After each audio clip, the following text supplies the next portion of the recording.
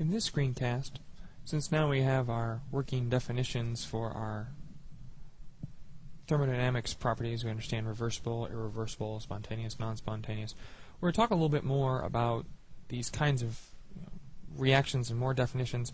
We need to talk about the second law and third law of thermodynamics. We're going to introduce a concept called about delta G and how it's all related to the thermodynamic properties we've already talked about. So I'm actually going to talk about the third law of thermodynamics first. The third law of thermodynamics talks about entropy, and that it's sort of our definition of our scale of entropy. That a perfect crystal has a zero entropy at 0 Kelvin. So this is sort of our reference frame, that something has an entropy of 0 if it's a perfect crystal, meaning perfect solid, at 0 Kelvin. Why at 0 Kelvin? Because the molecules essentially have no motion. And so what we can do is we can actually calculate the entropy of a system at any temperature. When we were talking about enthalpy, delta H, we introduced this concept of putting this little naught behind a measured quantity, and it represented at standard state. In this case, what we're going to be doing is measuring entropy at standard state, and so if we put this little naught, that actually represents the entropy at 1 atmosphere. But the temperature, since entropy is so temperature dependent, it's actually buried into the expression. Right? So if we look in Appendix C, we can find values of entropy that are, the units of entropy are joules per Kelvin mole. Right? So it's joules per Kelvin. So if I actually want to calculate the entropy, I simply take that S naught and multiply it by temperature. And it'll make a little bit more sense when we do calculations, so don't worry too much about it. We know that when we were talking about entropy, that as liquids have higher entropy than solids, and gases have higher entropy than liquids. We also know that the more complex the molecule is, the higher its entropy. So big, long organic complexes have very high entropies. Small, simple complexes like carbon dioxide have relatively small entropies. Now, the second law of thermodynamics is the one that's a little bit more important to us, and I sort of mentioned it briefly when we were talking about entropy changes, that a reaction is spontaneous. A process is spontaneous, a reaction is spontaneous, if and only if the total amount of entropy of the universe, which, of course, is the change in entropy of the system plus the change in entropy of the surroundings, is greater than 0. Now, don't confuse this with enthalpy, delta H, because remember, in delta H land, if the system loses 5 joules of energy, the surroundings must gain 5 joules of energy. That was the first law of thermodynamics. The second law of thermodynamics, the entropy of the universe is not constant. It's increasing all the time. A reaction is spontaneous if the total amount of entropy, again, sort of the total amount of disorder of the universe, increases. So if delta S increases, the process is spontaneous. If it's spontaneous, then it's an irreversible reaction. A reversible reaction means that we are actually at a change in the delta S of the universe for that reaction is 0. Right? If the delta S of the universe is less than 0, that's a non-spontaneous process. It doesn't happen. Right? A non-spontaneous process, it's not going to do it by itself. I can make it, but I have to put some effort into it. If the delta S of the universe of a particular reaction is in fact 0, it's not spontaneous, it's not non-spontaneous, it's in fact reversible. So if you're at equilibrium, the delta S of that reaction is in fact 0. Again, if I'm at equilibrium, we talked about it when we were discussing entropy, then if I'm at equilibrium and I add a little bit of some substance, the equilibrium will shift. If I remove that same amount that I just added, it will go back to exactly where it was before. So again, in Appendix C in your textbook, we can find what are called standard molar enthalpies. Right? So for example, here are a bunch of gases and if they're standard molar enthalpies. So again, this little naught means at 1 atmosphere pressure. So if I wanted to calculate what the entropy of hydrogen gas was at 298 Kelvin, I would multiply 130.7 joules per mole Kelvin times 298 Kelvin, and that would give me the entropy in joules per mole. So, as you can see, hydrogen has a very low entropy, nitrogen is a little bit higher, water higher still, ethanol higher still, benzene is in fact the highest. And of course hydrogen is a small, very simple molecule, and as we increase the number of atoms in there, the number of combinations increase, and the entropy can increase. So these are all gases. Here are the entropies of some liquids, and they're color-coded to sort of show you the comparison. So the entropy of water liquid is 69.9 as opposed to 188.8 for the gas. So in all cases, the absolute entropy of the liquid state is much less than that of the gas state. And also for comparison, here are some entropies of some solids, extremely low. Okay, so let's start doing some more quantitative analysis of this sort of system. So let us consider a system that contains water liquid at minus 15 degrees Celsius. Water liquid at minus 15 degrees Celsius, a temperature below the melting point. The system, the water will in fact freeze. It'll be a spontaneous process. It'll be a spontaneous process. The water will freeze, and so the water itself is actually decreasing in entropy because it's going from water liquid to water solid. And so the change in entropy of the system, which in this case is just the water that I'm talking about, the change in entropy of the system is less than 0 because I'm having a decrease. The energy from the water, there's a certain amount of energy from the liquid water as it's going through that phase change. The energy, the delta H, has to go someplace. That energy from the water goes into the surroundings, so it's heating up the surroundings, if you will. Energy is being absorbed by the surroundings. So the change in entropy of the surroundings is increasing since it's absorbing some of this energy and entropy from the system. We know that the absolute value of the change in entropy of the system is less than the absolute value of the change in entropy of the surroundings. The magnitude of this change in the surroundings is bigger than this, right? Delta S of the surroundings is positive, yeah, and delta S of the system is negative, but this has a bigger magnitude. So, and the reason we know this is because the reaction is spontaneous, right? If the delta S of the universe is equal to the delta S of the system plus the delta S of the surroundings, we want delta S of the universe to be greater than 0, and it's a spontaneous process. All right, so these are all tied together. Spontaneous process, entropy of the universe increases.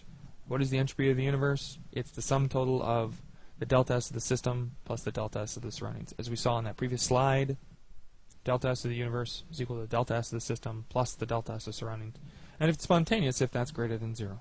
So in our water system, this piece was positive, and this piece was negative, but the magnitude of this was greater than this, and so it ended up being overall positive. So our problem with understanding these systems and doing these sort of calculations is that measuring the change in entropy of the surroundings is difficult, pretty much impossible. Because again, it's just like calculating the delta H of the surroundings. I can't put a thermometer on the backside of the moon. Measuring the change in entropy of the rest of the universe is difficult. So what we're going to do is we're going to do a little bit of math. So we know that the delta S of the surroundings, this is sort of the definition of entropy, that the change in entropy of the surroundings is the heat of reaction on the surroundings divided by the temperature. Well, since the first law of thermodynamics says that energy cannot be created or destroyed, enthalpy cannot be created or destroyed, that means that the amount of energy that is gained by the surroundings, Q of the surroundings, is equal to the negative of the delta H of the system. If the system loses 5 joules of energy, the surroundings must gain it. Remember, Q is just a delta H. So if I plug in, I go back to my definition of the delta S of the universe is the change in S of the system plus the delta S of the surroundings. If I plug in this delta H of the system Now I'm going to plug in this value for delta S of the surroundings. So now I have delta S of the universe is equal to the delta S of the system minus delta H of the system divided by T. Multiply both sides of the system, multiply both sides of the reaction by a negative T, and I get this reaction. Minus T delta S of universe is equal to the enthalpy of reaction of the system, so delta H of the system, which is delta H of what we've always talked about, minus T delta S of the system. This value I can measure, and this value I can measure. And what I get is something that is correlated to the delta S of the universe. And we are actually going to define that. We are going to define T delta S minus T delta S. We're going to define it as change in what's called Gibbs Free Energy, delta G. Delta G is Gibbs Free Energy, and delta G is equal to minus T delta S of the universe. Now, a positive delta G, there's delta S and there's this negative is rather important. So since there is a negative in front of that delta S of the universe, and we know that for a reaction to be spontaneous, delta S of the universe is positive. So if the reaction is spontaneous, delta S of the universe is positive, but I have to change the sign because of that negative. That means that if delta G is less than 0, it is spontaneous. So if Gibbs free energy, the change in Gibbs free energy is less than 0, it's a spontaneous reaction. If the change in Gibbs free energy, delta G, is greater than 0, that is a non-spontaneous reaction. What happens when delta G is in fact equal to 0? Well, if delta G is equal to 0, that means the delta S of the universe is 0, which is what we defined before, is equilibrium. So if we're at equilibrium, delta G is equal to 0. For an equilibrium condition, delta G is equal to 0. So let's sort of think about delta G in a more quantitative way. Here I have a graph of, here's my reaction. Right? It's sort of a reaction pathway. My reaction is nitrogen gas reacting with hydrogen gas to form ammonia, and it's an equilibrium. Right? So in my first case, what I'm going to do is I'm going to start with pure nitrogen and pure hydrogen. If I start with pure nitrogen and pure hydrogen, my value of Q is less than my value of K. Right? I don't even know what K is, but my value of Q, if I'm starting with pure nitrogen and pure hydrogen, I don't have any ammonia, and so in the numerator, the value is 0. So my reaction quotient is 0, which I know is less than K. So I have my nitrogen and my hydrogen gas, which has a relatively high Gibbs free energy, and the reaction shifts, right? It shifts sort of to the right on this continuum where, okay, so this is some combination of all of the species. Over here we have pure ammonia, over here we have pure nitrogen, and in between here, in this nether region, is some combination, right? So this reaction is sort of, if we start with pure nitrogen and pure hydrogen, a spontaneous reaction occurs as we drive toward equilibrium, right? As we drive toward equilibrium, in this case, the free energy is decreasing. And then we sort of level off, okay? Now, what happens if we start a reaction? Instead of starting with pure nitrogen and pure hydrogen, we start with pure ammonia. And this, here's our equilibrium concentration, our equilibrium mixture of nitrogen, hydrogen, and ammonia. Right? So the reaction has reached equilibrium, and now the change in delta G is 0. Right? Entropy, the free energy, has decreased. Right? What if I start with pure ammonia? I start over here on the right-hand side. Again, my free energy will be greater in the beginning, and it will drive toward equilibrium. And it will if I start with ammonia, it will spontaneously go towards equilibrium, and will attain the same equilibrium, assuming we have appropriate amounts. Right? My point here is that whether or not I start from over here, nitrogen and hydrogen, and drive toward equilibrium, or if I start with ammonia, pure ammonia, and drive toward equilibrium, it's going to be spontaneous up until the point, or down to the point where I get to my equilibrium. So we understood when we talked about, when we first learned about enthalpy, delta H, we came up with a sign convention, meaning that if delta H is negative, that's an exothermic process. Energy is being dumped from the system to the surroundings, things like that. Let's talk a little bit about this reaction and what happens when, under the conditions of what signs of our delta H, delta S, and delta G. So under the first conditions, if delta H is less than 0, if delta H is negative, and delta S is positive, that means delta G will always be spontaneous. Now why is that? Well, if this is less than 0, and if delta S is positive, well, if delta S is positive, I have this negative sign, that means this will also be less than 0. So if I have a negative number and adding to a negative number, then delta G will always be negative. And it doesn't matter what T is, because remember, T must be the absolute temperature. And so if that's positive, then since T is always positive, delta G will always be negative. So if delta H of reaction is negative, delta S of reaction is positive, delta G will always be negative, so it's always spontaneous.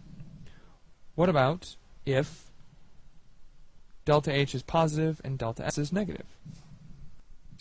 If delta S is positive, that means this is greater than 0. And if delta S is negative, I have a negative multiplied by a negative. This whole piece is also greater than 0.